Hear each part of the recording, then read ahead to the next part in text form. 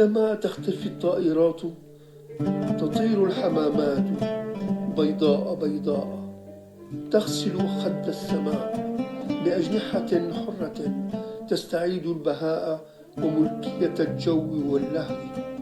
أعلى فأعلى تطير الحمامات بيضاء بيضاء ليت السماء كانت حقيقة، قال لي رجل عابر بين قنبلتين.